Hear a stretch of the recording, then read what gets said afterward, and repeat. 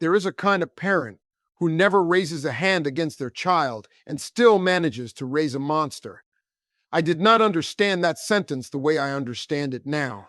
I understood it on a Tuesday afternoon, on my own stage, in front of 200 people, when a 12-year-old boy looked me in the eye and called me something his father had taught him to call people like me. I want to tell you what he said. I want to tell you what I said back. And I want to tell you what happened to that family by the time the camera stopped rolling, because the ending is not what you think it is. If you have ever watched a child behave badly and wondered who taught them that, stay with me to the end. Subscribe right now and turn on the bell, because this story is going to change the way you look at every proud parent you have ever met. My name is Steve Harvey. I have hosted this show for a long time. I have shaken thousands of hands. I know what a nervous family looks like walking onto my stage, and I know what an arrogant one looks like too. The difference is simple. Nervous families hold each other's hands. Arrogant families hold their chins up and look past you like the stage itself owes them something. The Whitfield family walked onto my stage like they owned the studio lights. Richard Whitfield, the father, wore a suit that cost more than my first car. His wife, Deborah, wore diamonds that caught the studio lights every time she moved her head, which she did often because she wanted you to notice. Their 16-year-old daughter, Anna, stood a little apart from the rest of them, arms crossed, eyes tired in a way that 16-year-olds should not be tired. And in front of all of them, holding his father's hand like a small king holding a scepter, was Caleb, 12 years old, in a blazer size for a boardroom, not a boy. I want you to remember Caleb's blazer. It matters later. From the very first minute, the jokes started. Not big jokes, small ones.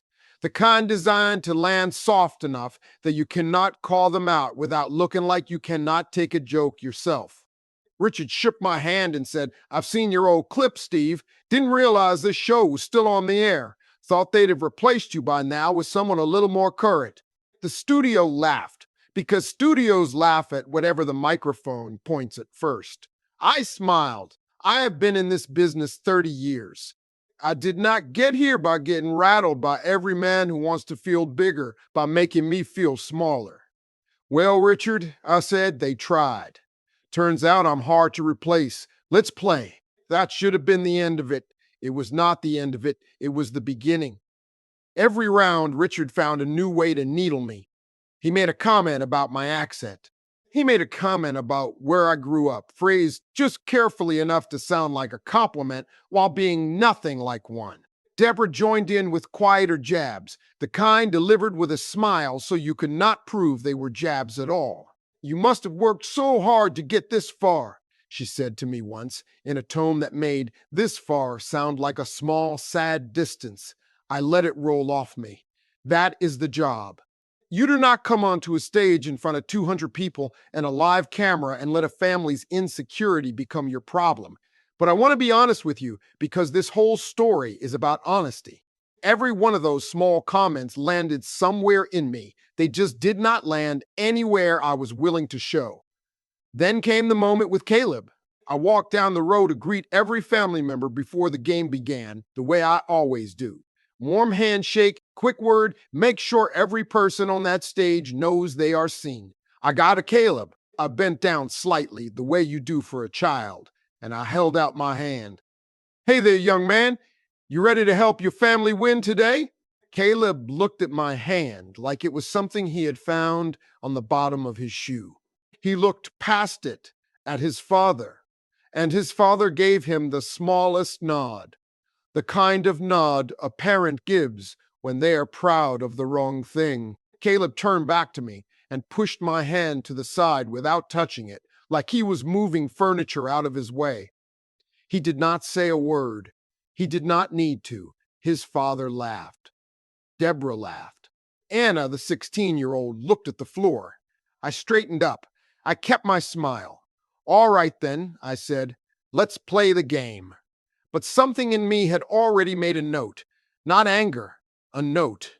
The kind of note you make when you realize you are not looking at a rude moment, you are looking at a pattern, and the pattern started long before this family ever walked onto my stage. The game began. Round after round, the Whitfields answered well. They were sharp. I will give them that. Money does not make you stupid, it just sometimes makes you cruel in more expensive clothes. But it was what happened between the rounds that told the real story. Every time an opposing family member gave a wrong answer, Caleb laughed. Not a child's innocent laugh, a pointed one. When an elderly contestant from the other family struggled to remember her answer, hands shaking slightly with age, Caleb turned to his father and said loud enough for the front rows to hear, "Is she going to forget her own name next?" Richard chuckled. Deborah covered her mouth like she was scandalized, but her eyes were smiling. I felt something tighten in my chest. Not for me this time. For a 70-year-old woman standing at a podium, trying her best, being laughed at by a child who had clearly been taught that other people's struggles were entertainment. Later, a young man from the same opposing family, clearly nervous, wearing a shirt that had seen better days, gave an answer in a heavy accent. Caleb repeated it back in a mocking imitation, badly, cruelly, and looked around for approval. He got it. Richard grinned. Deborah did not correct him. Not one word, not one look that said, "We do not do that in this family." I want you to sit with that for a second, because this is the heart of the whole story. It is not that a child made fun of someone. What breaks my heart, what has broken my heart for years watching families like this one, is what happens in the half second after the clumsy thing is said. Some parents lean down and say, gently, "That wasn't kind. Let's think about why." Other parents laugh. And in that half second of laughing, instead of correcting, they are not raising a child. They are training one. By the fourth round, I had seen enough small cruelties stack on top of each other that I decided to say something. Not sharp, not angry, just honest. I walked toward Caleb's podium. I crouched down slightly so we were closer to eye level, the way you talk to a child when you actually want them to hear you, not just fear you. "Young man," I said, quiet enough that it did not feel like a scolding in front of the cameras, but clear enough that he understood I meant it. "Mind your words. Look at your age. You're 12. You got a lot of years ahead of you to decide what kind of person you want to be. I'd hate for you to decide it this early." I expected silence. I expected maybe a shrug. What I got instead was Caleb looking me dead in the eye, chin lifted the exact same way his father lifts his, and saying, clear enough for the front 3 rows and the live microphone to catch every syllable, "Get lost, old man." The studio went quiet, the way a room goes quiet when everyone realizes at the same time that something just happened that cannot be unheard. I looked at Richard. I looked at Deborah. I waited the way you wait for a parent to do the thing every decent parent does in that moment. I waited for one of them to say his name sharply. I waited for a hand on his shoulder and the words, "That is not how we speak to people." They laughed. Richard laughed like his son had told a clever joke at a dinner party. Deborah put her hand over her mouth again, but it was the same performance as before. Delight dressed up as shock. "I want you to tell me something in the comments before I go any further. If a 12-year-old spoke to you like that in front of 200 people and his own parents laughed instead of correcting him, what would you have done in my shoes?" Drop your answer below, then keep reading, because what happened next is the part nobody expected, not even me. I have learned across 30 years on this stage that the loudest man in the room is rarely the one who wins it. I straightened up and I said, calm as still water, "Okay, so that's the game we're playing." I went back to hosting.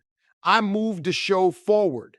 I gave the family every fair chance the game required, because whatever a child says to me on my stage, the game itself belongs to everyone standing on it, including the ones who taught him to say it. But I watched. I watched the way you watch a storm building on the horizon, the kind you already know is coming even before the sky turns the right color. It came 2 rounds later. I was teasing Caleb the same gentle way I tease every young contestant who gives an answer that misses the mark, a warm joke, nothing sharp. The kind of joke that makes a nervous kid feel like part of the show instead of a target of it. Caleb's answer had been a genuine miss, the kind any 12-year-old might give under studio lights with cameras on him. I smiled and said, "That's all right, champ. Even I don't know where that answer came from." The audience gave a light, friendly laugh, the kind meant with him, not at him. He turned to his father, and in front of the entire studio, in front of 200 people, in front of a live broadcast camera, he said, loud and proud, like he was handing his father a gift, "Look, Daddy, a baby pig is laughing." The whole family laughed. Richard threw his head back. Deborah laughed into her hand. Even Anna, the 16-year-old who had spent the whole show looking at the floor, gave a small, tired, embarrassed smile. The kind of smile you give when laughing feels safer than what happens if you do not. I did not laugh. I stood there for a second and I felt something in me go very still. Not the stillness of a man with nothing left to say. The stillness of a man who finally understood exactly what he was looking at and exactly what he needed to say next. For the first time since the Whitfields had walked onto my stage, I looked at all four of them at once. And I let the silence sit there long enough that the whole studio understood something serious was about to be said. "No," I said, slow even, without a trace of anger in my voice.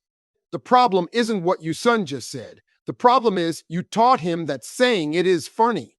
Richard's smile faltered, just slightly. I turned to him directly. "Why can't you tell your own son that's wrong? You've had a dozen chances tonight. A dozen. And every single time you laughed instead." Richard opened his mouth, then closed it. There was nothing ready in there. Men like Richard always have something ready for a joke, a jab, a clever comeback. They rarely have anything ready for a real question. I turned to Deborah. "Are you raising a child?" I said, quiet, direct, or applauding a future bully? Deborah's hand came up to her chest, the way people touch their own chest when a sentence lands somewhere real. She did not answer either. And then I asked the question that I watched travel across that entire studio like a wave, the question that made 200 people go completely silent, the question I still think about to this day. "If your son grows up believing people are beneath him," I said, "who do you think taught him to look down?" Nobody laughed this time. Richard's jaw tightened.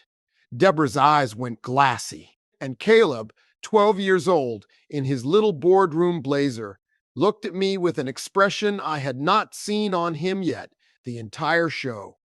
Not arrogance, confusion. The confusion of a child who has just been told clearly for the first time in his life that the thing he thought was funny was actually a wound he had been handed by the people who were supposed to protect him from wounds like that. I crouched down again so we were closer to eye level, the way I should have stayed the whole time. "Son," I said, "I don't blame you for learning what they taught you. A 12-year-old doesn't invent cruelty out of nowhere. Somebody hands it to you piece by piece, joke by joke, laugh by laugh, until you think it's just how the world works. But I want you to hear me say this clearly. From this moment on, you have a choice. You can keep repeating your parents, or you can grow up to be better than them." Caleb did not say anything. His eyes were wet, but he was fighting it, the way boys his age fight everything they have been taught not to show. That is when Anna spoke. She had not said a single word the entire show. 16 years old, quiet the entire time, the kind of quiet that I have learned after 30 years on this stage is rarely peaceful. It is usually the quiet of someone who has been watching something painful for a long time and has run out of places to put it. She stepped forward, past her mother, past her father, and she looked straight at me. "Steve," she said, her voice shaking but steady enough to be heard by every microphone in the room. "He's not the only one they've taught this to." The studio went dead silent. "What do you mean, Anna?" I asked gently. She looked at her parents, and for the first time all night, they were the ones who could not meet someone's eyes.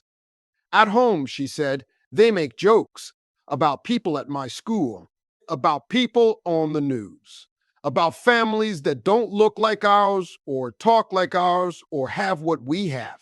I used to laugh too, because that's what you do at our dinner table if you don't want to be the one who gets laughed at instead. I'm 16. I'm tired of laughing at things that aren't funny. Richard's face had gone pale. Anna, that's enough, he said, low, sharp. No, I said. And for the first time that night, my voice carried an edge, not of anger, but of a line being drawn. It's not enough. Let her finish. Anna took a breath. You always say we're better than other families, she said to her father. But better at what? Better at money, not better at kindness. I've never once heard you say sorry to anyone in my whole life. I left that sentence sit in the room the way you let a bell finish ringing before you speak again. I turned back to Richard. I asked him one simple question.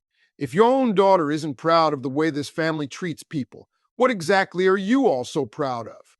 Richard tried weakly to fight back. This is a game show, Steve, not a courtroom. You don't get to put my family on trial because my son made one joke. One joke, I repeated, calm even. Richard, I counted. Tonight alone, I counted 6 moments where your son mocked someone weaker than him, and every single time you or your wife laughed instead of correcting him. That's not one joke, that's a curriculum, and he's been an excellent student. Richard had no answer for that. Deborah had no answer for that. For the first time since they walked onto my stage, the Whitfield family had nothing clever to say. I turned my attention back to Caleb because whatever his parents had built in that house, he was still the 12-year-old standing in the middle of it. And I was not going to let this moment end with him feeling only shame. Shame teaches a child to hide. It does not teach a child to change. Caleb, I said, look at me. He did. You told your father a baby pig was laughing. I want you to know something. I've been called worse things than a pig by grown men who should have known better. It didn't break me then, and it's not going to break me now. But here's what I need you to understand. Somebody taught you that laughing at people was a way to feel bigger. That's a lie. It never made you bigger. It just made everyone around you smaller, including you. I reached my hand out to him, the same hand he had pushed away at the start of the show. I'm going to offer this again, I said, not because you've earned it yet, because I think you can. The studio was silent enough that you could hear the air conditioning humming in the rig above us. Caleb looked at his father. His father, for once, did not nod. He did not know what to do with his face at all. Caleb looked back at me, and slowly, the way a much smaller boy might do it, he reached out and took my hand. He did not shake it the way you shake a stranger's hand. He held on to it for just a second longer than a handshake needs, like a kid holding on to something solid in a room that had just tilted underneath him. I'm sorry, he said. Quiet, real, nothing performed about it. 200 people exhaled at the same time. If this story is reminding you of a child you know or a parent you know, or maybe even a version of yourself you are not proud of, share this video right now with one person who needs to hear it.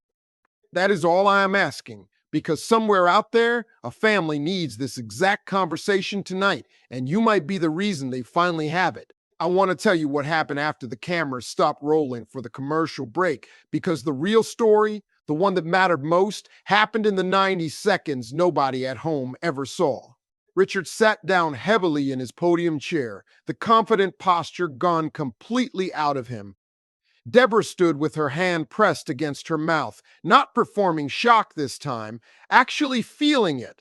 Anna walked over and put her arm around her little brother's shoulders, and Caleb leaned into her the way a child leans into the one person in the family who has always told him the truth. I walked over to Richard. I did not raise my voice. I did not need to anymore. Richard, I said, I'm not going to stand here and tell you that you're a bad man. I don't know you well enough to say that. And honestly, it's not my place.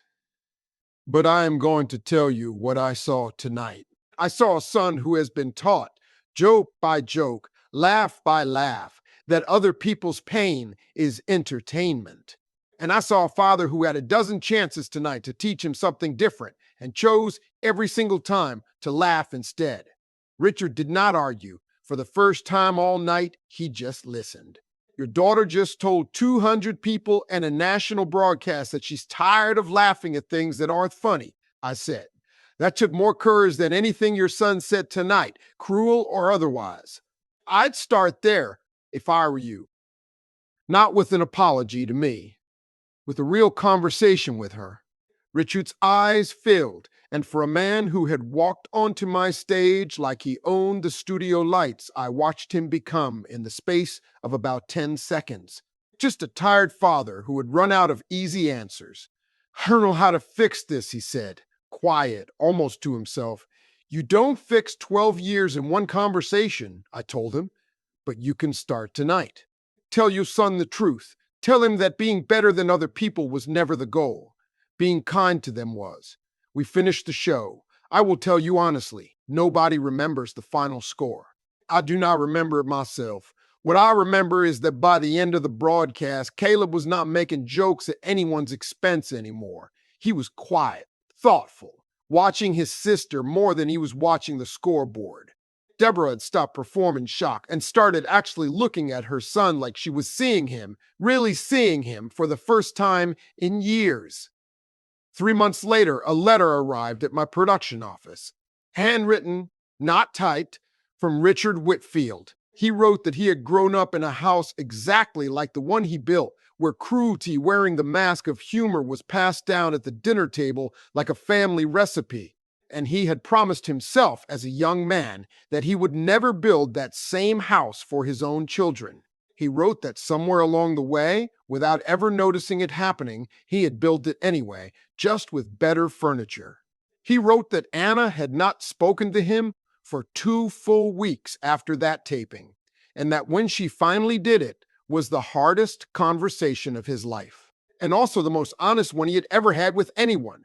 He wrote that Caleb had started asking, on his own, before he said something about someone, whether it was kind or whether it was just funny to him. He wrote that those were 2 very different questions, and that his son was 12 years old and had figured that out faster than his own father had figured it out in 44 years of living.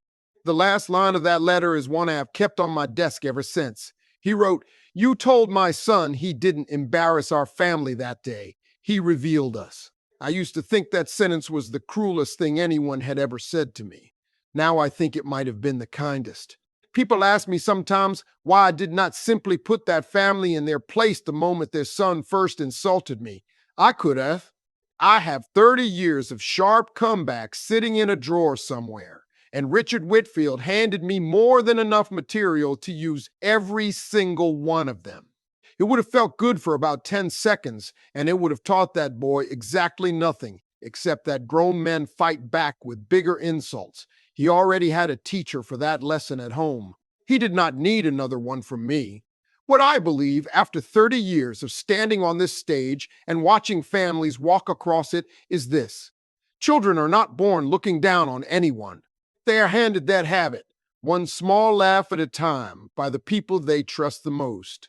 And the cruelest thing you can ever do to a child is not correcting them when they say something unkind. It is laughing, because in that half second of laughter, you are not raising a child anymore. You are training one. A 12-year-old boy did not embarrass his family on my stage that day. He revealed them.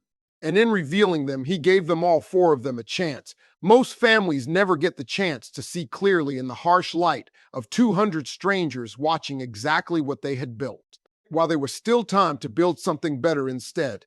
If this story reminded you that the way we correct our children matters more than the mistakes they make, subscribe to this channel right now and turn on the bell. We tell the stories that do not make the headlines the way they should.